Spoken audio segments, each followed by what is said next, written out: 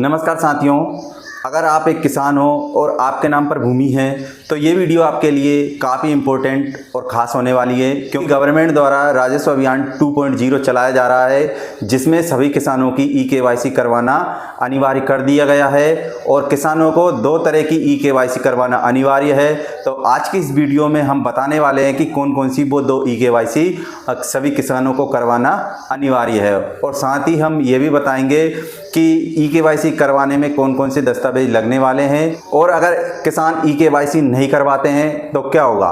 तो आज की इस वीडियो में हम काफ़ी महत्वपूर्ण जानकारी लेकर आए हैं। तो जानकारी के लिए आप वीडियो को पूरा अंत तक जरूर देखना, तभी आपको पूरी जानकारी समझ में आएगी। और हाँ, अगर हमारे चैनल पर नए हो तो चैनल को सब्सक्राइब जरूर कर लेना, ताकि कोई गवर्नमेंट योजना से संबंधित जानकारी लेकर आए तो उसका नोटिफिकेशन सबसे पहले आपको जरूर मिल जाए। तो चलिए स्टार्ट करते हैं और आपको बताते हैं कि ई-केवाईसी करवाना क्यों अनिवार्य है। तो शासन के द्वारा बताया गया है कि सभी किसानों को अपनी भूमि की ई-केवाईसी करवाना बहुत ही ज़्यादा अनिवार्य कर दिया गया है। अगर किसान अपनी ई-केवाईसी नहीं करवाता है तो शासन की जितनी भी योजनाएं हैं उनसे किसान को वंचित किया जा सकता है और शासन से मिलने वाली योजनाओं को बंद किया जा सकता है। भविष्य में कभी भी किसान को शासन से योजनाएं नहीं दी जाएगी, जैसे कि शौचालय, आवास, पीएम सम्मान निधि, पेंशन और सीएम किसान कल्याण योजना। तो विभिन्न प्रकार की योजनाएं समग्र आईडी और ई-केवाईसी के माध्यम से दी जाती है। ये समस्त योजनाएं किसान की बंद की जा सकती है, क्योंकि अभी हाल ही में हमारे चांचौड़ा तहसील के एसडीएम महोदय द्वारा बताया गया है कि अगर किसान तय समय सीमा में अपनी ई-केवाईसी नहीं करवाता है तो उसको शासन द्वारा दी जाने वाली समस्त योजनाओं से वंचित किया जा सकता है। आप स्वयं ही देख लीजिए कि एसडीएम महोदय द्वारा क्या बताया गया है। सभी को नमस्कार, मैं रवि मालवी, एसडीएम चाचौड़ा। आप सभी को महत्वपूर्ण सूचना देना चाहता हूं कि अगर आपके द्वारा ई-केवाईसी समय सीमा में नहीं कराई जाती है तो ये जो निम्न योजनाएं हैं, जैसे कुटीर योजना, प्रधानमंत्री आवास योजना, निःशुल्क राशन, पीएम किसान, सीएम किसान, लाडली बहना योजना, संबल योजना, आयुष्मान भारत योजना और ऐसी सभी शासकीय योजनाएं, हितग्राही मूलक जो भी योजनाएं हैं, आप उनका लाभ बिल्कुल नहीं ले पाएंगे। तो आपने सुनी लिया होगा कि ई-केवाईसी करवाना कितना इम्पोर्टेंट है। तो ई-केवाईसी करवाने के लिए किसान को अपनी समग्र आईडी, बैंक अकाउंट, तो ई-केवाईसी करवाने के लिए किसानों को अपनी समग्र आईडी, आधार कार्ड और खसरा, यानी कि अगर आपके पास ज़मीन की कॉपी है या खसरा नंबर है तो ये लेकर आपको किसी ऑनलाइन की शॉप पर चले जाना है और अपनी भूमि की ई-केवाईसी करवा लेना है। अगर आपका आधार कार्ड आपके मोबाइल नंबर से लिंक है तो आप स्वयं भी मेरी ये वीडियो देखकर घर बैठे ही अपनी ज़मीन की ई-केवाईसी कर सकते हैं। इस वीडियो में मैं आपको बताने वाला हूं कि 2 जो ई-केवाईसी किसानों को करना है वो किस प्रकार करना है। तो वीडियो में बने रहिए, आपको मैं पूरी जानकारी स्टेप बाय स्टेप देने वाला हूं। तो चलिए स्टार्ट करते हैं और आपको बताते हैं कि सबसे पहले आपको कौन सी ई-केवाईसी करना है। यहाँ पर हमें 2 तरह के किसानों को ई-केवाईसी करना है। तो पहली ई-केवाईसी तो हो जाएगी समग्र आईडी की, भूमि से लिंक करे, और दूसरी ई-केवाईसी हमें करना है भूलेख पोर्टल पर। तो पहली जो ई-केवाईसी हमें करना है उसमें हमें समग्र आईडी की ऑफिशियली वेबसाइट पर आ जाना है। यहाँ पर फर्स्ट में हमें क्लिक करके यहाँ ऊपर आप देख सकते हैं समग्र पोर्टल पर ई-केवाईसी और भूमि लिंक करें। यहाँ से भी आप अपनी भूमि की ई-केवाईसी समग्र आईडी से कर सकते हैं, और यहाँ नीचे भी ई-केवाईसी और भूमि लिंक करें, यहाँ से भी आप अपनी भूमि की ई-केवाईसी कर सकते हैं। तो चलिए हम यहाँ पर ई-केवाईसी और भूमि लिंक करे पर क्लिक कर देते हैं। इसके बाद यहाँ पर एक समग्र आईडी हमें डाल देना है। तो चलिए मैं अपनी ही समग्र आईडी इसमें डाल देता हूँ, और इसके बाद जैसे ही समग्र आईडी डालने के बाद कैप्चर पिन कर खोजे पर क्लिक कर देना है और हाँ पे क्लिक कर देना है। तो चलिए इसके बाद यहाँ अगर आपका मोबाइल नंबर पहले से समग्र आईडी में जुड़ा है तो यहाँ पर आपको देख लेना है, 4 अंक आपके मोबाइल नंबर के दिखाई देंगे। और अगर आपका नंबर नहीं जुड़ा है या कहीं आपका मोबाइल नंबर खो गया, गुम हो गया है, तो आप यहाँ से मोबाइल नंबर अपडेट करे पर क्लिक करके एक नया मोबाइल नंबर भी आप इसमें लिखकर OTP भेजे पर क्लिक करना है। अगर आपके पास मोबाइल खो गया है या किसी अन्य का मोबाइल इसमें चल रहा था और आप इसमें नया मोबाइल नंबर नहीं जोड़ पा रहे हैं क्योंकि वो भी किसी की आईडी में जुड़ रहा होगा, तो आप अपने रोजगार सहायक से जाकर यहाँ पर अपने मोबाइल को समग्र आईडी में जुड़वा लेना है।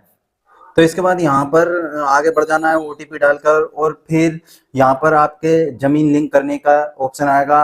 अगर आपको ज़मीन लिंक करना है तो हाँ में ऑप्शन पर क्लिक करके अपनी जिला, तहसील और अपने गांव और अपनी भूमि के खसरे नंबर को चयन करके आगे EKYC के लिए आपको सबमिट कर देना है। इसके बाद आधार नंबर डाल के अपनी आधार OTP फिल कर उसमें अपनी जन्म तिथि, हिंदी में नाम आदि आपको मिलान कर लेना है, और आप मिलान करने के बाद ही इसको सबमिट करें। और दूसरी जो EKYC करना है वो हमें MP भूलेख पोर्टल पर आकर करना है। तो यहाँ पर भूलेख पोर्टल पर आपको यहाँ एक रजिस्ट्रेशन एज पब्लिक यूजर पर क्लिक करके अपनी एक ID पासवर्ड क्रिएट कर लेना है। यहाँ पर लॉगिन ID आप अपने स्तर से डाल लेना है। प्रथम नाम भी आपका, अंतिम नाम यहाँ दर्ज कर लेना है, मध्य नाम, पिता पति का नाम, जहाँ जहाँ स्टार लगा हुआ है वो कॉलम आपको भरना अनिवार्य है ID क्रिएट करने के लिए। और यहाँ पर एड्रेस और स्ट्रीट, लैंडमार्क यानी कि राज्य और जिला, तहसील, pin code, email, mobile number आदि आपको डालकर यहाँ कैप्चर दिखाई दे रहा है, ये भर के इसमें पंजीकृत करें पर क्लिक करें। आपके मोबाइल पर एक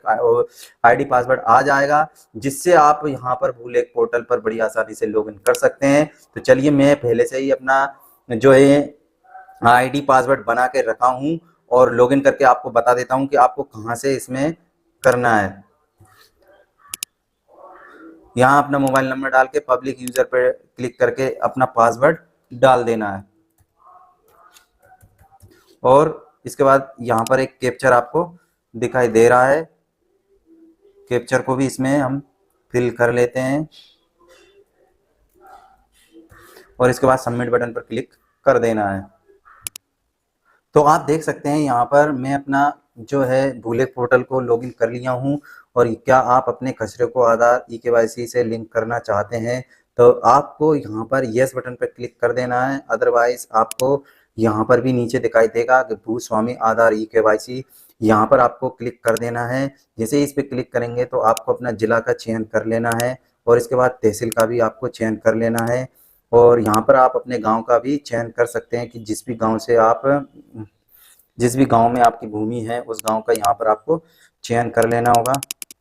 और इसके बाद यहाँ पर भूस्वामी खसरा नंबर, अगर आप भूस्वामी से करना चाहते हो यानी नाम से, तो इस पे चिन्ह लगा दीजिए। और अगर आप भूस्वामी से नहीं करना चाहते हैं, खसरा नंबर से करना चाहते हैं तो खसरा नंबर पर, और अगर प्लाट से करना चाहते हो तो प्लाट नंबर पर क्लिक कर दीजिए। यहाँ पर आप अपने जो भी खसरा है उसका चयन कर लेना और विवरण देके पर क्लिक कर देना है।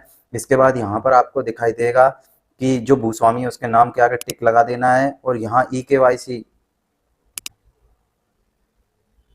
इसके बाद यहाँ पर EKYC स्वामी इस पर क्लिक कर देना है आपको। और अपना यहाँ पर आपको देख लेना है कि अपनी जमीन कितनी जो है, सारे खसरे आपको यहाँ पर दिखाई देंगे, और भूमि का प्रकार, क्षेत्रफल भी आपको यहाँ दिखाई देगा। और इसके बाद EKYC पर क्लिक करें। इसके बाद यहाँ अपने आधार संख्या को फिल कर लेना और यहाँ OTP जमा करके यहाँ जमा करे पर क्लिक कर सकते हैं।